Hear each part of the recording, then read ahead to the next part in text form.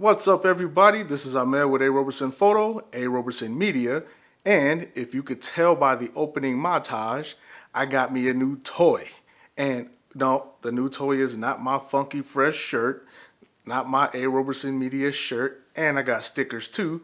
But nah, we're not talking about that today. Today, we have a first look on a new toy to hit the market. Unfortunately not sponsored, but I made the purchase early and I got it early in the wake of this coronavirus COVID-19 with Amazon shutting everything down. I was still able to get mine. And what is it, might you ask? Bam! This is the TimbreCod DC-56 5.5 inch 19 by 20 or 1920 by 1080 monitor, high resolution HD field monitor. Bam, look at those specs. Let's see here. Yeah, can you see that? I hope so. This is cool. It's a 4K monitor, so it says. We're gonna look into it and see if it really lives up to the hype.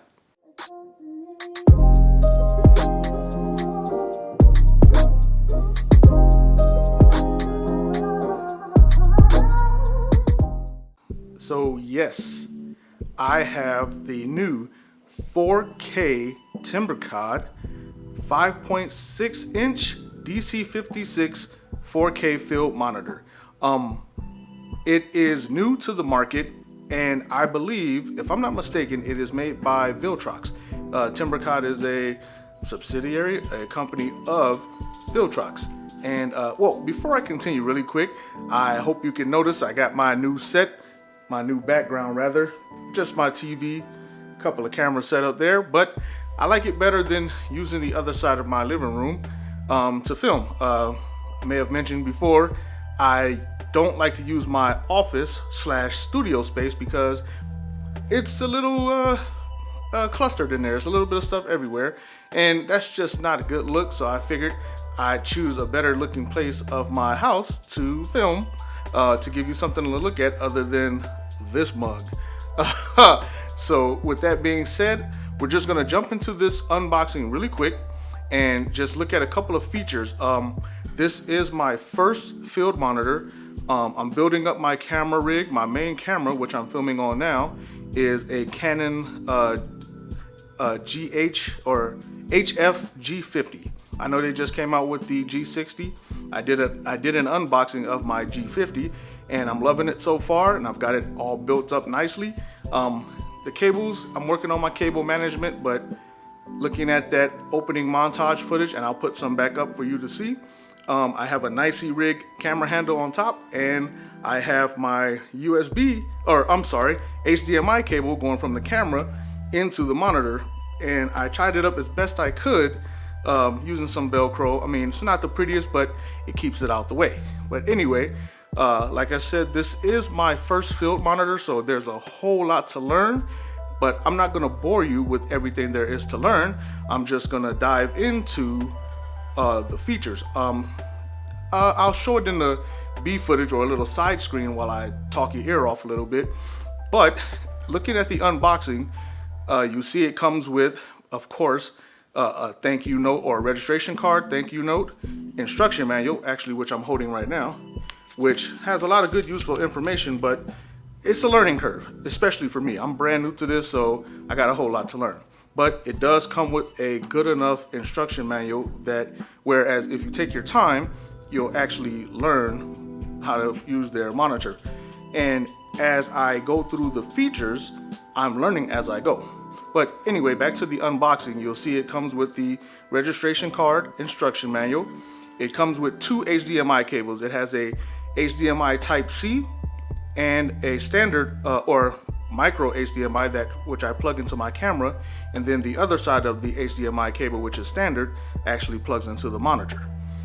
It also comes with two cold shoe mounts, one that's just straight and doesn't swivel or articulate, it doesn't move forward and back, and then there is the other cold shoe mount, which I'm using now on my nicely rigged camera handle. That way I can put a little tilt on the monitor so I can actually see when I'm filming down low or above or whatever way I need to film.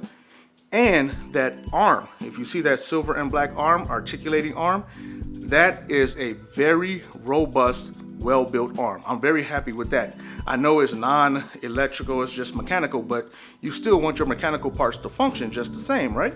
And that thing is sturdy, really solid. So I give an applause for that. Good job from Viltrox TimbreCod. Very solid build, so that's a win in my book. Also inside the box, of course, there's the monitor. I mean, I'm not gonna buy a box with a whole bunch of just parts. There is the monitor, but the monitor comes with a gray soft pouch, soft carrying case. I mean, you probably could use it as a gray card for white balance. I mean, it's pretty much a neutral gray color. Solid, feels good. I mean, I like it, and I honestly don't plan on removing my field monitor from my camera rig unless I have to charge it. And if you look in the B footage, the charging takes a standard 12 volt DC plug. When you plug it in, it lights up red. And when I first got it, I think I let it charge for maybe 2.5 hours. I didn't read up on the total charge time yet, but I will. Matter of fact, let me put this manual down for the meantime, so I could just move my hands rapidly and drive you guys crazy. But anyway, I didn't read the manual thoroughly yet, but I will as I go through this. But when you charge it, you plug in, it lights up red, and when it's ready, when the charging is complete, as you see, it lights up green. Then, once it lights up green, I went ahead and attached it to my camera. I plugged it in, turned it on, takes 1 or 2 seconds to hold the button, then it powers up, and then immediately lights up, and it is a great picture. The picture quality is awesome so far. I mean, I just got this thing today, and I'm filming tonight, and I'm uploading this video tomorrow, so I haven't had a lot of time to play with it. But from what I have seen, just looking at the monitor, it looks amazing. It is really crisp, really sharp. But the ultimate benefit for me is, I mean, of course, seeing a bigger monitor is better than looking at a small fold-out monitor on my G50, of course. I mean, that's a given. But what's even better are 2 things. Number one, on my G50, when you try to get into the menu and function buttons, I touch it a lot, and I got greasy paws. So as soon as I touch it, you'll see it's fingerprints everywhere. I wipe it down, touch it again, more fingerprints, and that just can't be helped. I mean, unless I wear gloves, but then the touch feature might not work, right? So I need an additional monitor, so that way I won't be touching on the monitor. I can just look at the monitor. Even though I touch on the camera's monitor, I won't be touching my 5.6 inch field monitor, which is great. Also, glare. That little monitor that's built into my Canon G50, glare, no matter what angle I turn it, if I'm outside on a hot sunny day, bright sunny day, it is extremely difficult to see. I know over the years of photography, my vision is deteriorating just a little bit, but not to the degree where I can't even see an LCD monitor. So that's a huge plus to have that. Plus, it helps if you're trying to do manual focusing or framing your picture. It's a large enough screen to where I can see crystal clear without having to squint my eyes or get really close to my monitor back and forth, possibly ruining my framing. So that's a win for me there. And then again, of course, accurate colors, vivid colors, very bright colors. And one downfall so far is the latency. If you see how I wiggle the monitor or my camera side to side, there's a little bit of latency with the field monitor. It's just not pinpoint with the camera. Now, that could make or break you depending on how you like to shoot. If you're an action sports shooter and you're shooting something really fast, it could throw you off a little bit if you're panning the camera left and right or up and down really fast, and then there's that latency, there's that lag. Also, if you look, I put some footage in where I'm waving my hand in front of my actual camera lens, and I'm filming the monitor on the B footage so you can see the latency. It's a little bit of a drag. It's a drag in the latency, and it's a drag in disappointment. You know, you want it to be as close to accurate as possible, but being that it's a new monitor. Well, you know what? That's not an excuse. We're in 2020 now. I mean, technology is far more advanced than I could ever imagine. So we can't use a new product or a product being brand new as an excuse for latency. The good news is it does have a USB port on the side and you can do live or updates to it. So hopefully as they work out their latency issues, they'll upload some information to their website. We can plug in and download onto our monitor. So I'm gonna give a thumbs up now for potential update coming to work to fix that latency issue. But aside from that, it is an IPS monitor. So when you turn the camera side to side, left to right, up and down, you don't completely lose visibility due to lack of contrast or too much contrast. You actually get to see side to side, up and down.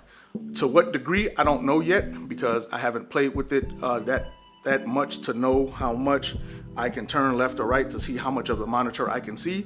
But if I'm filming, I'm gonna follow my monitor anywhere I go anyway. So that lack of contrast or potential lack of contrast would be a non-issue for me anyway. But two other very, very, very important factors is number one, this price point is amazing. I want to say I paid $114 for it. And at the time that I made my purchase, Amazon offered a $10 off coupon. I mean, I guess that pretty much covered taxes for me. But ultimately out the door, I want to say I paid somewhere around $117 US for this 5.6 inch 4K monitor. And the monitor is brand new. I mean, it just came out on the market. So this is a first look. And the other feature, which is fantastic, also price-wise, is it comes with a built-in battery. So now I have this monitor set up. It's not robbing power from my camera. I don't need to put one of those what is it, the Sony NPF batteries on the back that looks really big. I don't have to put one of those on the back, adding additional weight to my camera rig. I don't have to worry about taking that off and charging it. Of course, I have to charge in the built-in battery. But also, when I looked at some of the Sony NPF batteries for other monitors that I was eyeballing, the other monitors use the Sony NPF 550, and I think that's a 2500 milliamp battery, where the built-in battery for this one is a 3500 milliamp battery. So it's lighter, it doesn't have an additional battery that you have to add, and it should give you a longer battery life based on the milliamps. Don't know that for sure until I get out and test it, but I mean, the numbers don't lie if the numbers are true. So 3500 milliamps should last longer than 2500 milliamp. And because it's built in, it keeps the monitor, I want to say the thickness is maybe an inch thick. So I don't have to worry about purchasing a 1 inch thick monitor with a 2.5 inch thick battery on the back.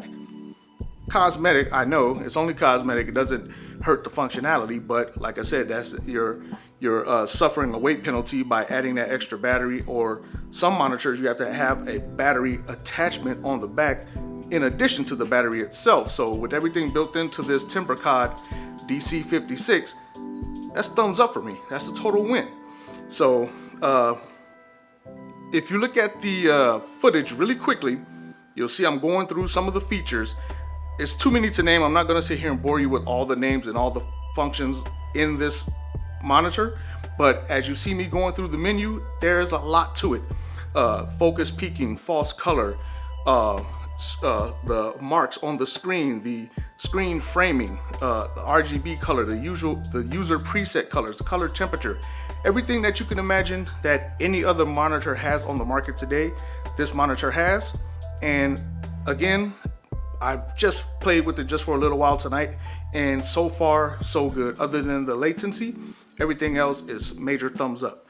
So please take a look at the B footage really quick as I wrap this up, and hopefully without going too fast, I went through enough slowly in the B footage for you to see the features that this monitor has, and hopefully that can help you make an informed decision. Again, this is not sponsored. This is just an unboxing for me. I was in the market for a field monitor, and this is the one I found. So hopefully you like it as much as I do. Other than that, I'm just gonna wrap this up, show off my shirt again, and show off my screensaver back there. But anyway, if you liked the video, please give me a thumbs up and leave a comment. I always reply to my comments. If they're rude and unnecessary, I'll just delete it.